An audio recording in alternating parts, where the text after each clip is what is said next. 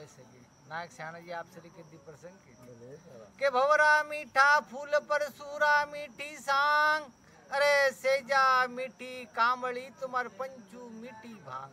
फेर के लो करता हो रही रे पंचूरी मनवार, अरे काटिया घौरी घुगरी तुम्हारे फरे छबारे मार। ए लो पंचू भांग और लो। नायक सियाणा जी आप श्री के प्रसंग के सकल छबा में बैठ कह रहे अकल सरत पोचा, अरे ओछी बदमत राख जे तार कड़ने बट्टो। फिर कहे बड़ाजी कब आया नहीं निखटा रहा पतखोल, अरे नमना भला संसार का तो नमे सुभारी। फिर कपंची चले दिसावरान मंड रही सोड़ी सार, अरे पासा तेरे हाथ में 10 पड़े जू खेल। फिर के 10 पढ़े तो पढ़वा देर मन में राखो धीर, अरे सारे जीते घर आव जो तुम्हार 16 रोज सरदार।